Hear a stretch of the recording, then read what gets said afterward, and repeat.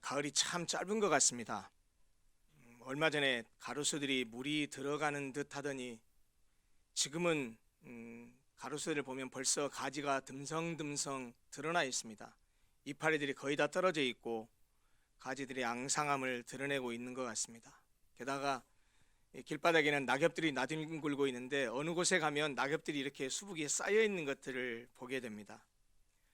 오늘이 벌써 11월 둘째 주인데 수학과 추수의 계절이라고 하는 11월을 교회에서는 감사의 달로 보내지요. 특별히 셋째 주를 추수감사절로 지키는데요. 다음 주가 추수감사절입니다. 그래서 이 추수감사절을 지키면서 보통 한 해 동안 베풀어 주신 하나님의 은혜에 감사를 드리는 절기로 삼지요. 그래서 오늘은 추수감사절을 한 주 앞둔 시점에서 본문을 통해서 감사에 대한 이야기를 좀 함께 나누려고 합니다. 감사는 곧 신앙의 고백이요, 참된 믿음은 감사의 고백으로 표현된다는 사실을 깨달아서 우리 모든 성도들이 다음 주일 추수감사 주일 때는 앞에 플래카드에 있는 것처럼 모든 것이 주님의 은혜입니다 라고 고백하면서 풍성하고도 넘치는 감사를 드리는 그런 은혜로운 추수감사절이 되기를 바랍니다. 예수께서 예루살렘으로 가시는 도중에 사마리아와 갈릴리 사이로 지나가시게 됐습니다. 그런데 그 사마리아와 갈릴리 사이로 지나가시다가 한 마을에 들어가셨는데 거기서 오늘 이 본문의 주인공들 나병 환자 10명을 만나게 되셨습니다. 나병이라고 번역된 본문의 이 단어는 예전 성경에는 문둥병으로 번역이 되어 있었는데요, 현대적인 의학적인 공식적인 용어로 말하자면 한센시병입니다. 이 당시의 나병은 지금의 코로나 바이러스보다도 더 무서운 병이었습니다. 지금 코로나 바이러스에 확진되면 어떻게 됩니까? 2주간 격리하죠. 접촉자들도 2주간 격리를 해서 다른 사람과 퍼지지 않도록 이렇게 자가격리를 하지만은 당시 이 나병 환자는 전염병이었거든요. 그렇게 생각됐기 때문에 자가격리를 하는 정도가 아니었습니다. 아예 마을 밖으로 추방했습니다. 그래서 따로 살아야 했고 일반인들에게 접근조차 허용되지 않았습니다. 그 10명의 나병 환자들은 귀신을 쫓아내고 모든 질병을 치유하시는 이 예수 그리스도에 대한 소문을 이미 들어서 알고 있었습니다.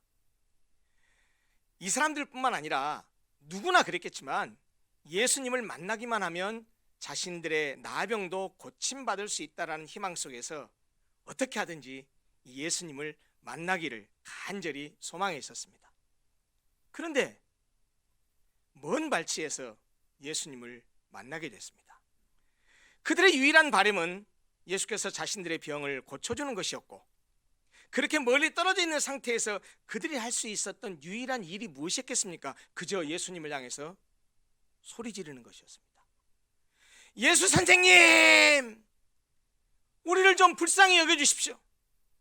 근데 오늘 본문에 누가복음 17장이 본문의 내용인데, 같은 누가복음 앞에 5장에 예수님이 다른 나병 환자를 고친 기록이 있습니다.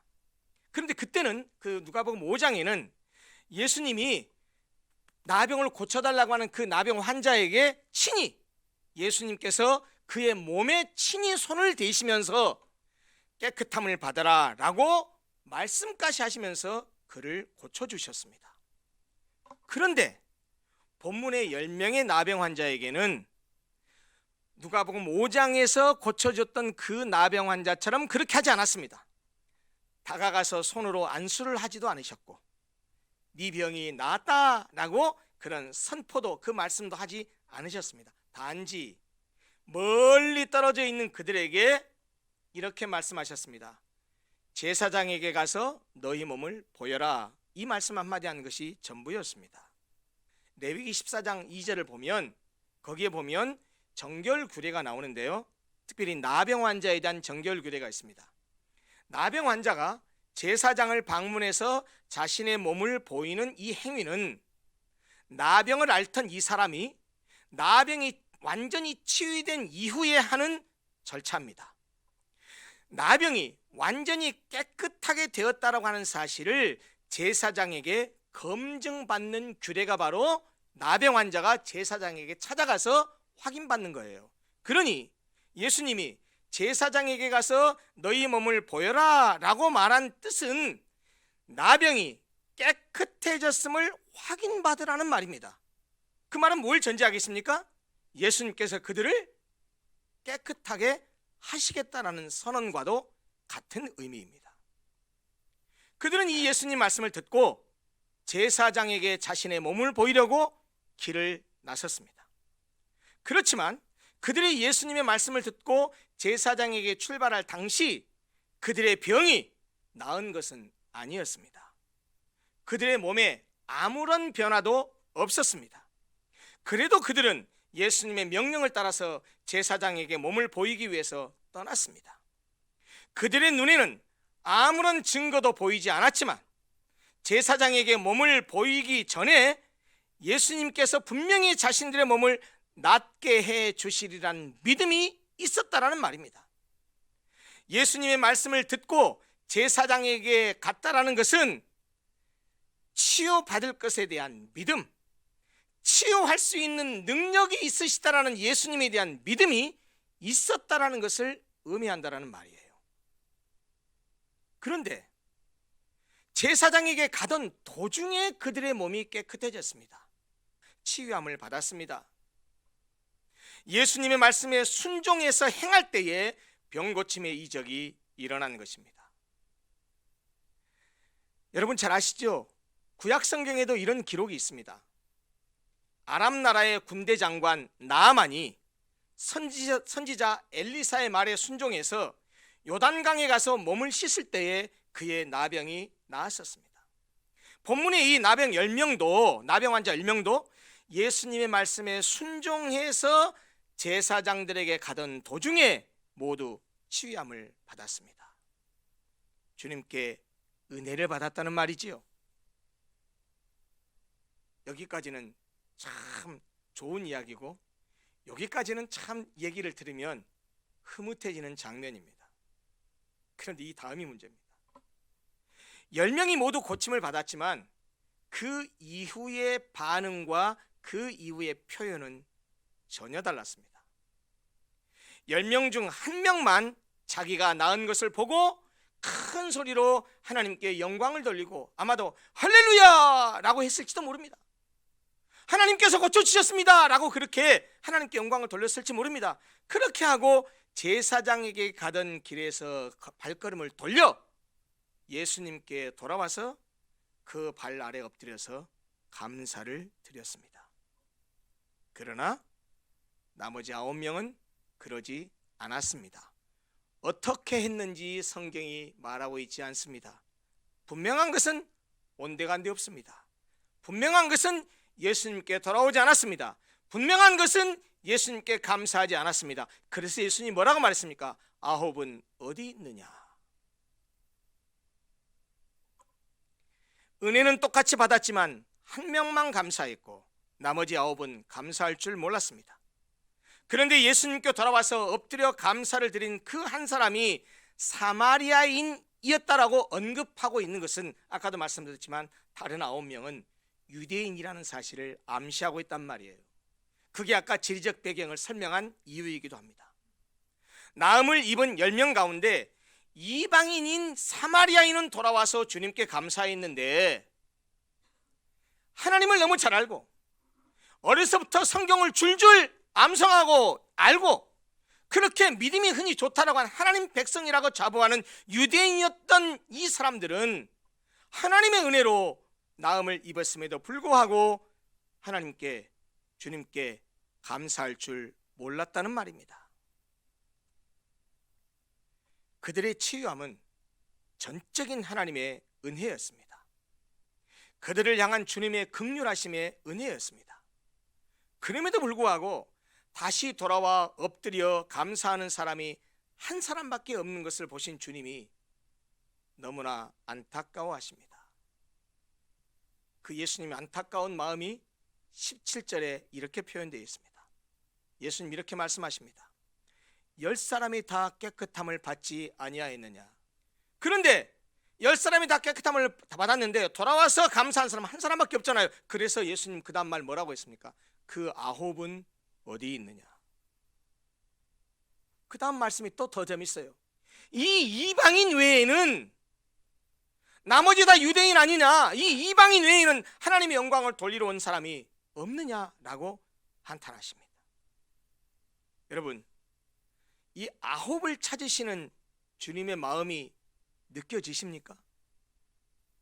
하나님을 모르는 사람들이 아니라 하나님을 잘 아는 자들임에도 불구하고 하나님께 영광을 돌릴 줄도 모르고 하나님께 감사할 줄도 모르는 그들에 대해서 주님이 얼마나 속상해하시고 안타까워 하시는지를 느낄 수 있습니다.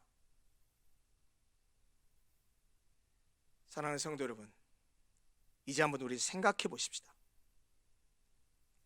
10명이 다 똑같이 나병으로부터 치유를 받았는데, 10명이 다 똑같이 하나님께서 주께서 베푸신 은혜를 받았는데 왜 9은 감사할 줄 모르고 한 사람만 예수님께 돌아와서 감사했을까요? 왜 똑같이 은혜를 입었는데 어떤 사람은 주님께 감사하고 어떤 사람은 감사할 줄 모를까요? 이제 한번 생각해 보자는 말입니다. 제사장에게 몸을 보이러 가던 도중에 그들은 다 자신들의 몸이 깨끗해짐을 발견했습니다. 그들은 자신들의 몸이 깨끗해진 것을 발견하고 얼마나 놀랐겠습니까? 그들 모두가 예수님께서 자신들을 고쳐주시리라는 기대를 했던 것은 분명합니다. 그런데 문제는 뭐냐? 그 기대했던 대로 실제로 사실이 되고 실제로 자기들의 소원이 이루어졌을 때, 병을 고침받았을 때 그렇게 하고 나서가 문제였습니다. 아마도 그 10명 중에 9은 이렇게 생각했던 것 같습니다. 가던 도중에 몸이 깨끗해진 것을 발견했습니다. 어머, 이게 어떻게 된 거지? 진짜 깨끗해졌네? 예수님이 제사장에 가서 몸을 보이라고 하시더니, 아니 그분이 진짜로 우리를 고쳐주신 건가? 진짜로 소문대로 그분의 능력이 이렇게 대단한 거야? 아니야. 그럴 리가 없어. 우리에게 해주신 게 아무것도 없잖아. 무슨 약을 주시기를 했어, 우리 몸을 만져주시기를 했어, 아무것도 하지 않으셨잖아. 단지 우리가 지금 제사장에게 가던 길에 우리 몸이 나을 때가 돼서 나은 것 뿐이야. 우연하게 예수님이 가라고 하는 그때에 낫게 된 거야. 이건 우연의 일치일 뿐이야. 그들은 자신들의 몸이 깨끗해진 것이 주께서 베푸신 은혜라는 사실을 부인했습니다. 인정하지 않았습니다. 예수께서 그들에게 아무것도 해주신 것이 없었고 단지 길을 가던 도중에 나음을 입은 것을 보고 그것은 예수님의 치유하심이 아니라 자연스럽고 우연한 일이라 생각했다는 말입니다. 그들은 고침받고 싶다라고 하는 그 절실함이 있었을 때, 그 절실함이 있었을 때는 예수님을 믿었습니다. 예수님을 신뢰했습니다. 예수님 말씀에 순종했습니다. 그런데 막상 자신들의 소원이 이루어졌을 때, 자신의 문제가 해결됐을 때는 주님을 잊어버리고 주님의 은혜라는 사실을 외면해버린 것입니다. 세상에서도 이런 속된 말이 있죠. 화장실 갈 때 마음 다르고 나올 때 마음 다르다고요. 병 고침을 받고 싶어서 주님께 간절히 소리 높여 외치고 주님이 가서 제사장에 가서 몸을 보이라고 했을 때 순종해서 갈 때 마음은 절실했지만 진짜로 고침받고 났을 때는 에이, 이게 무슨 예수님의 은혜겠어? 예수님이 나에게 해준 게 아무것도 없잖아. 우연히 나을 때가 되니까 나았겠지라고 마음이 달라져 버렸다는 얘기죠. 그런데 돌아와서 감사한 이 한 사람 사마리아인은 자신의 몸이 깨끗해진 것에 대해서 이들과는 다르게 생각했습니다. 그것이 주님의 은혜임을 깨닫고 주님께 감사함으로써 그의 믿음을 고백하고 그의 믿음을 감사로 표현했습니다. 세상에 이럴 수가. 아니 아까 예수님께서 제사장에게 가서 몸을 보이라고 하시더니 이렇게 깨끗하게 치유해 주시려고 그런 것이었어. 그래, 맞아. 이게 예수님의 능력이야. 이게 바로 예수님이 나에게 베푸신 은혜야. 지금 제사장에게 가서 확인받는 것도 중요하지만 나를 이렇게 고쳐주신 이 주님께 다시 돌아가서 감사해야 하겠어. 아니, 그렇게 하는 것이 마땅한 일이야 라고 생각하고 가던 발걸음을 되돌렸던 것입니다. 그는 예수께서 자기를 긍휼히 여기시고 은혜를 베풀어 주셔서 자신이 고침받게 되었음을 인정했습니다. 그래서 큰 소리로 하나님께 영광을 돌렸습니다. 그리고 제사장에게 가던 발걸음을 돌려 돌아와서 예수의 발 아래 엎드려 감사했습니다. 그가 가진 믿음을 감사로 고백하고 그가 받은 은혜를 감사로 표현했다는 말입니다.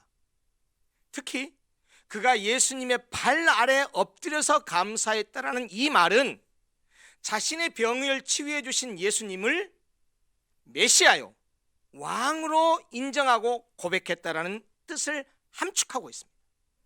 그는 예수님을 단순히 병이나 고쳐주는, 기적을 행하는 그런 능력 있는 사람 정도로만 생각하지 않았다라는 말이에요. 자기에게 그런 능력을 베푸신 그분이 바로 메시아요, 구세주요, 왕이라는 사실을 알아본 것입니다. 그래서 그 발 아래 엎드려서 감사했던 것입니다.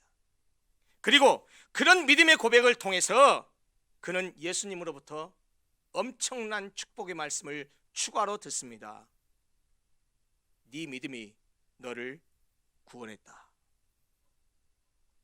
이 사람은 주님께 엎드려서 감사와 경배를 드림으로써 하나님께 영광을 드렸을 뿐만 아니고 그 믿음으로 육체의 고침뿐만 아니라 영혼의 구원을 받는 은총까지 입게 되었다는 말입니다. 시편 50편 23절은 이렇게 말씀합니다. 감사로 제사를 드리는 자가 나를 영화롭게 하나니 그의 행위를 옳게 하는 자에게 내가 하나님의 구원을 보이리라. 사랑하는 성도 여러분, 본문에 등장하는 이 10명의 나병 환자는 모두 예수님의 능력을 믿는 믿음이 있었습니다. 이 사람들이 믿음이 없는 사람들이 아닙니다. 믿음이 있었기 때문에 예수님을 보고 멀찍이 해서 소리 높여서 외쳤습니다. 예수 선생님이여, 우리를 불쌍히 여겨주십시오. 무슨 말입니까? 불쌍히 여기달라고 소리친 이유가 뭡니까? 예수님께서 자신들을 고쳐줄 수 있는 분이라는 사실을 믿었기 때문입니다. 예수님께서 그들에게 제사장에게 가서 너희 몸을 보이라고 했을 때에 몸에 아무런 변화도 없었음에도 불구하고 제사장을 향해서 길을 떠났다라는 말은 그 말씀이 그들을 낫게 하겠다라는 그런 말씀이라는 사실을 믿었던 것입니다.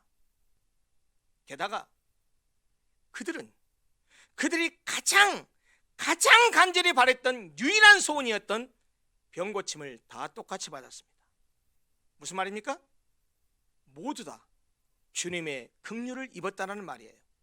10명 모두 다 은혜를 동일하게 받았다는 말입니다. 그러나 그들은 똑같이 믿음이 있었고 똑같이 주님으로부터 은혜를 받았지만 한 사람은 예수께 돌아와 감사를 드렸고 9사람은 감사하지 않았습니다. 9사람은 예수님에 대한 믿음도 있었고 예수님이 베푸신 은혜도 받았지만 나병에 있다가 나음을 입은 그 순간과 그 사실에 만족하고 이내 그것을 당연한 것으로 받아들이고 말았습니다. 그들의 믿음은 자신들의 목적 달성을 위한 수단의 역할만 하는 것이었습니다. 자신의 목적이 달성된 순간 더 이상 믿음은 필요치 않았습니다. 사실 그런 점에서 보면 이 9명의 나병 환자들의 믿음은 참된 믿음이라고 말하기 어렵습니다. 참된 믿음은 모든 것이 주님의 은혜임을 고백하는 것이요 감사로 표현하는 것입니다. 다시 돌아와서 예수님께 감사한 이 사마리아인의 믿음이 바로 그런 믿음이었습니다. 그는 자신에게 일어난 일을 주께서 베푸신 은혜로 인정했습니다. 그리고 그 은혜를 감사로 고백하고 감사로 표현했습니다. 사랑하는 성도 여러분, 우리 예수 믿는 사람들이, 예수를 믿는 그리스도인들이 가장 추구하고 바라는 것, 우리에게 가장 중요한 것 중에 하나가 무엇일까요? 아마 뭐니 해도 하나님의 은혜를 받는 것일 것입니다. 하나님의 은혜를 받는 것이 우리 그리스도인들에게 가장 중요한 것 중에 하나일 것입니다. 그런데요, 하나님의 은혜를 받는 것도 중요하지만 그 은혜를 주신 하나님께 감사하는 것 또한 너무 중요합니다. 왜냐고요? 감사하지 않은 은혜는, 감사할 줄 모르는 은혜는 헛되이 받은 은혜임에 틀림없습니다. 감사하지 않는 은혜는 그가 받은 은혜를 은혜로 여기지 않음을 의미하기 때문입니다. 받은 은혜에 감사하는 것이 중요한 이유 중에 하나는 또 뭐냐? 받은 은혜에 감사하면 주께서는 또 다른 은혜를 베풀어 주시기 때문입니다. 오늘 본문에 있는 이 사마리아인이 그랬지 않습니까? 단순히 육체의 질고를, 육체의 병을 고침받았습니다. 그것에 대해서 감사한 사마리아인이 나중에 어떤 은혜까지 받았습니까? 영혼이 구원받는 구원의 은혜까지 받지 않았습니까? 하나님은 우리가 감사를 통해서 하나님을 하나님으로 인정하고, 감사를 통해서 하나님께 영광을 돌리기를 원하시고 또 그것을 기뻐하십니다. 감사는 지난 과거의 모든 일들이 하나님의 사랑과 은혜였다라는 믿음의 고백입니다. 감사는 현재의 모든 상황들이 하나님의 사랑과 은혜임을 고백하는 믿음의 표현입니다. 감사는 미래에 펼쳐질 모든 일들이 하나님의 사랑과 은혜일 것을 믿음으로 고백하는 것입니다. 그리고 감사절의 핵심은 바로 그것, 즉 우리의 삶을 지탱하는 모든 것이 하나님의 은혜요 선물이라고 고백하고 그 믿음의 고백을 표현하는 데에 있습니다. 적어도 한 주 동안만큼이라도 하나님이 나에게 베푸신 은혜를 한번 되새기며 곱씹어 보시기 바랍니다. 그래서 올 한 해뿐만 아니라 내 인생 전체 지금까지의 우리의 모든 삶의 과정 속에서 신실하게 약속을 지키시며 함께 하신 그 하나님께, 특별히 고통 속에 있는 우리의 부르짖음을 들으시고 때를 따라 돕는 은혜를 베푸셔서 지금 오늘 여기까지 오게 하신 하나님께, 앞으로도 우리를 인도하시고 우리와 함께 하실 그 하나님께 풍성하고도 넘치는 감사를 올려드리는 그런 복된 추수감사절이 되기를 간절히 소원합니다. 기도하겠습니다.